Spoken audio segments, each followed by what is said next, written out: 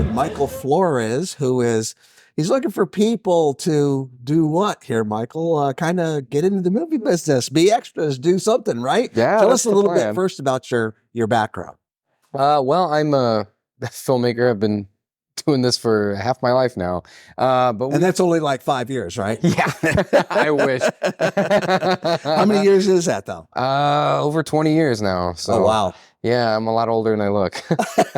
Yeah, you are, There's actually. a painting in an attic somewhere, aging of me. They're going to look at the picture of you and they're going to go, wait a minute, he doesn't look 45. Anyway, yeah. So good. yeah, we're shooting another project here in Little Falls. This will be our third one so far. We shot another film called Sendero around here that's currently doing the festival circuit and doing well. We shot a proof of concept of sorts for this current project. It's called Wallace Peebles Paranormal Inspector. It's like say that 3 times real fast. Yeah. It's fun. It's very silly. It's a British style comedy about a group of individuals led by a goofy British silly man who go around investigating paranormal activity, and they record their exploits for a reality television show. And they get hired by a woman in Little Falls. It's in quotes, Little Falls. If you can see the air quotes, Little Falls, to investigate a building where they start finding that things are getting a little too real. Wow. It's a little bit. It's kind of Scooby-Doo meets The Office. I was going to say it's a British comedy, so none of us will get it right. Yeah. What was the first film you did? The very first film? Yeah, you said you'd done 3. So the very first one was a proof of concept that we did for this. This was originally a television series. Okay. We shot 6 episodes as a proof of concept to package and sell. And ultimately, long story short, we had a deal, we lost a deal, got another deal. This is kind of another attempt at taking that idea and turning it into a feature film rather than a series. Right. So essentially we have 2 things to sell. If the film does well and gets picked up, then we can say, hey, we also have a spin-off of sorts for a TV series. But is that typical, though, for Hollywood, that you end up, you have a deal, you don't have a deal, you have a deal? That's the way it goes, right? So yeah, it's the story of my life. That's why I moved from Los Angeles to upstate New York. That's such a bizarre move, because, why did you do that? I love it up here. Really? I absolutely love it up here. I really like it in Little Falls in particular. I spend a lot of time here. I go kayaking here. I'm here for the garlic festival, the cheese festival. It's just, it's a different way of life. We live in a wonderful bubble up here in upstate New York, in central New York, I should say, where we're kind of blocked off from a lot of things, whether it be, weather calamities, political Don't say strife, that after whatever, the weather we just had. Right. Well, this was nothing compared to the previous years. Yeah. My wife is from this area, and I have pictures of her as a kid. She's on the roof of their house, and the snow's as high as the roof. Yeah. No, I've heard those stories about going out to camp and having to dig down to get into the house. Oh, for sure. Yeah. So yeah, we haven't seen that in a while up here. Yeah, and the way things are going, I don't suspect we will. I don't think so. We may be growing corn in December. Yeah. We're a couple of old men talking about the weather now. I know. Yeah. Well, at least it's not our health. Then we'd be really aging ourselves. Oh yeah. Yeah. That's a much longer conversation. Yeah. But tell me kind of about the film business. What is it like? What is your role? Are you coming up with scripts? Are you the producer? What do those roles mean to people who might not know otherwise? Yes, all the above. So the film industry is continuously evolving. Honestly, to this point, it's almost unrecognizable to old guys like me. But it's essentially what I do, what I've done in the past is kind of all the above. I started out as an actor, which I still do, and I still pursue that route. But I've since kind of segued into writing, producing, directing. This project I'm a executive producer on. it's one of those things that you kind of make your own career. You're really steering your own ship, and you have to be open to those opportunities and be able to adapt and change, because they don't come around often. And so when they're there, you got to take advantage of them.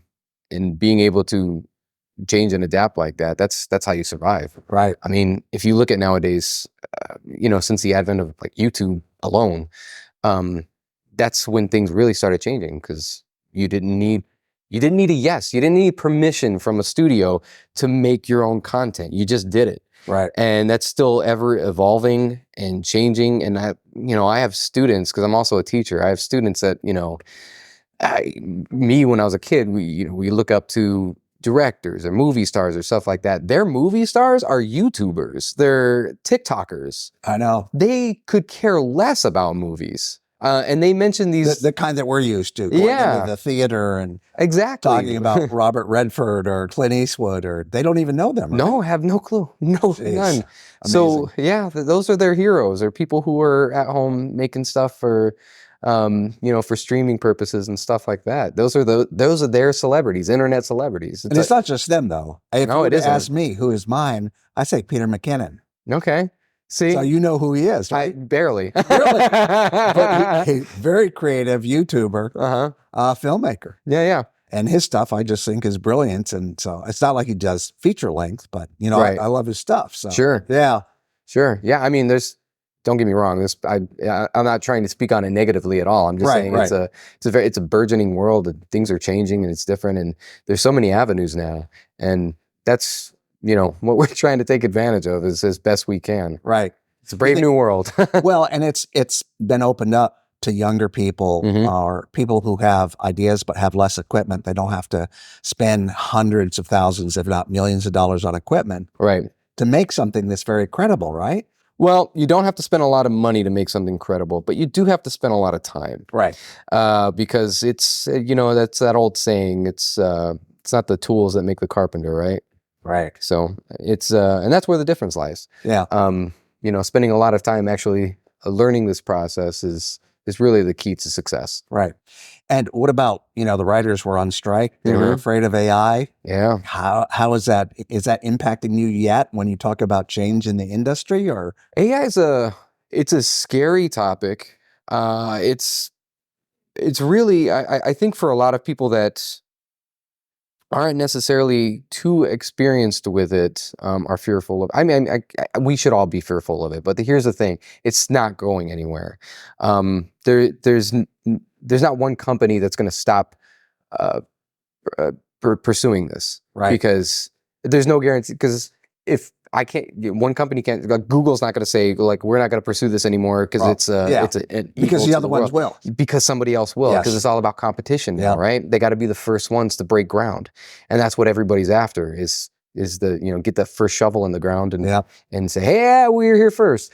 But how do you think that's going to affect filmmaking? Do you think it's going to be more on the writing side? Or it's already affecting it, big time. Anybody who says it's not is being willfully naive. But the thing is, there's a difference in abusing it and working with it. And I'm not trying to lay any kind of credibility to AI. Thankfully, we already have, administration that's taking action against it. You can't copyright anything that was created by AI any longer. The way I've taught my students to utilize it. Where do you teach? I actually teach at Herkimer Bosse's. Really? Yeah. That's interesting. And you teach film courses? I teach visual communications. Really? Yeah. Okay. So the way I've taught my students, actually, we just had a lesson about this, how to incorporate AI is using it as a baseline, like a starting point. It's a way of captivating inspiration for yourself as the artist. We all come to those points in the road where we either have writer's block, or as an artist, you're struggling to find your muse, whatever that might be.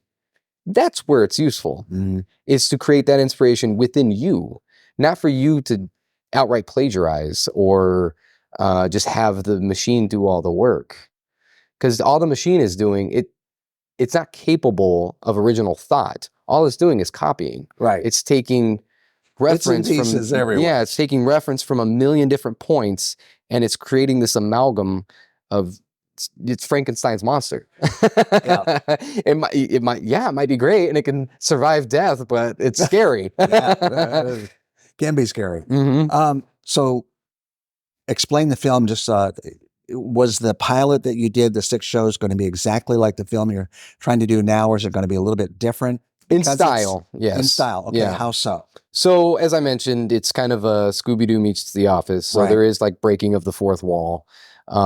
Essentially characters speaking to camera, almost like interview style. Because that's in turn that's what it's about. They're creating a reality television show, so it's kind of meta at that point. It's like it's a show about a reality television show, but there's a bit of reality television show within the show that's about reality. Oh my God! So this is almost like getting a movie. You had a deal, then not a deal. Yeah. Not a deal, right? Yeah. So it's it's a mixture of things, but it's influenced by all that because again, it's this brave new world of opportunity. So why not take advantage of those things that are actually popular instead of hating them and trying to steer away from them? I mean, Yeah. take in what's there. It's not to say that we're trying to capitalize on that necessarily, but it seems foolish to ignore it. People love it. People like it. Other creators have done exactly that. I mean, Run with it. That's what The Office did, and it's Yeah. one of the funniest shows ever made. It is. So you said you love Little Falls, you love the festivals and things that are going on here, but you chose it to film here. Now the entire thing, different scenes. What's your thinking? So for Wallace Peoples, we were shooting almost entirely in Little Falls, Okay. save for a few minor scenes, but pretty much everything's going to be shot here. That's awesome. Yeah. What do you think the length of it will be by the time all said and done? Approximately an hour and a half. Okay. All right. You know that sweet spot, 90 minutes. Yeah. Full length deal then. Yeah. What, other than your attraction to Little Falls, cinematically, what drew you here?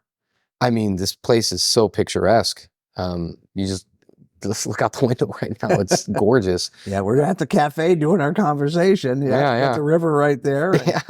Yeah. It's stunning. Just driving into Little Falls, the scenery that you get to take in. It's absolutely beautiful. We shot, like I said, in my film Sendero. That's a travel film. I did watch the trailer. Oh, I cool, prepared cool. myself. All right. So we shot a lot of our exteriors around here because the great thing about this place is that you can make it look like other places.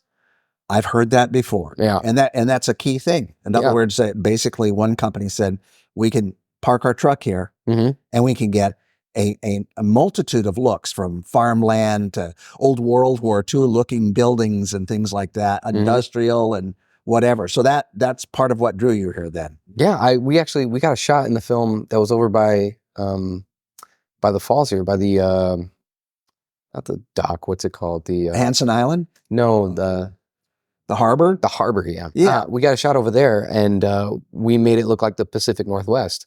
It was a nice rainy day. Really? Yeah, we told everybody it was Washington. And that's filmmaking. Yeah. We're in Little Falls, New York, but we're in Washington. Yeah. State, not DC. Yeah, exactly. Although if you got the magic. Swampy part, you could have gone. Yeah.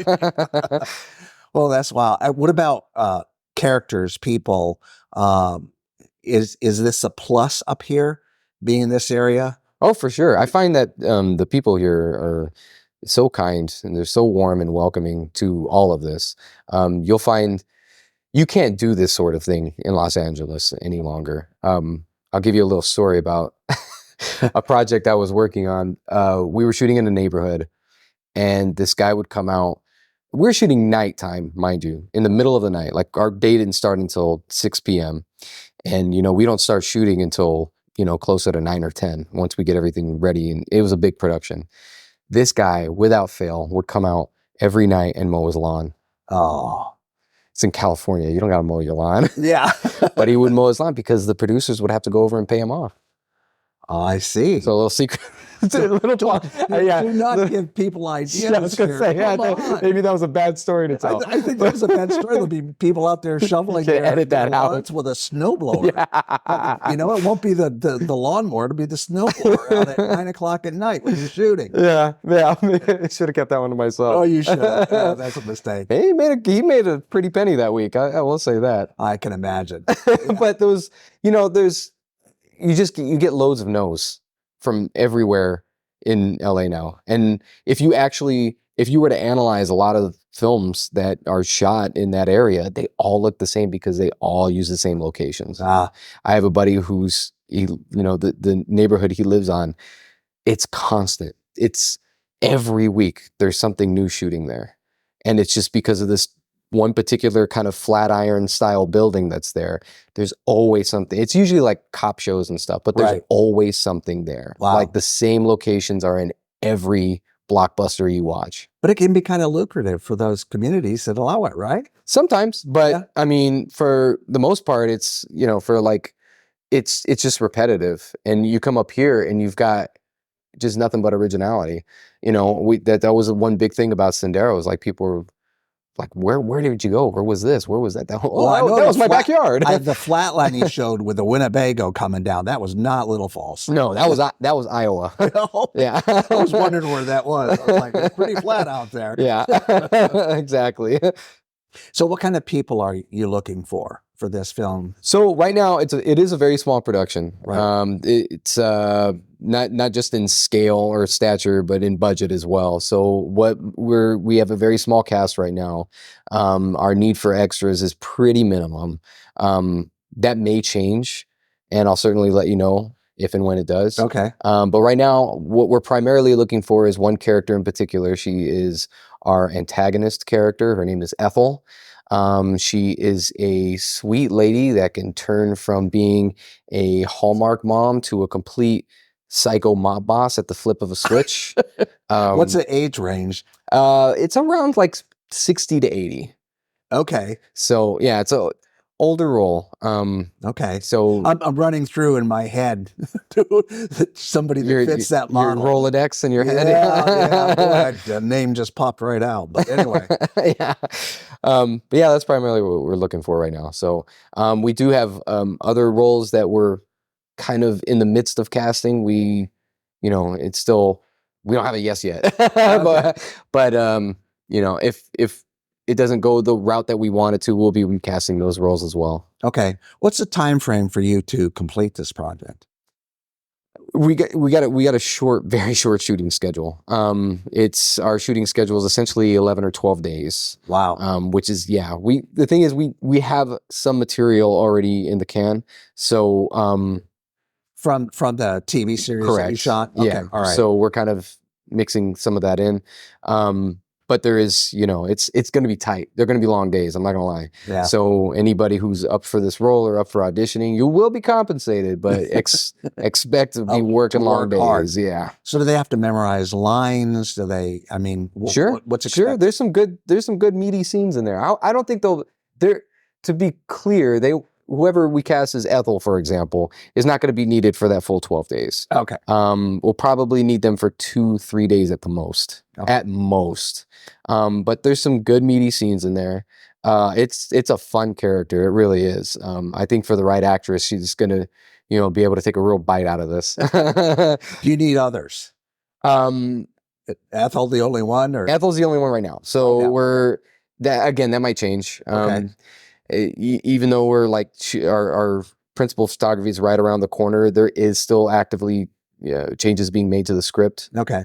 That's something we're working with our other producers on. So this whole thing, it's again, it's grabbing hold of that opportunity. We have a real opportunity to actually sell this and get this into the right hands of the right people that are going to actually do something well with this. So we got to prepare and take that chance. Awesome. Yeah. Awesome. So if Ethel wants to get hold of you, how does she get hold of you? She can, my direct email, it's real easy, Mr. Mr. Michael Flores @gmail.com. MICHAELFLORES@gmail. We'll have it right in the article at least. But anything else you want to say about the film or? I'm excited. I'm happy to be here. I'm thankful for the people of Little Falls, and I'm thankful for you. Thank you. I appreciate you having me. All right. I appreciate you being in Little Falls. Of course. It's something I'm passionate about. I'm glad you're here. Yeah, me too. I love it here. All right. Thanks, Michael. Thank you. All right. Bye-bye.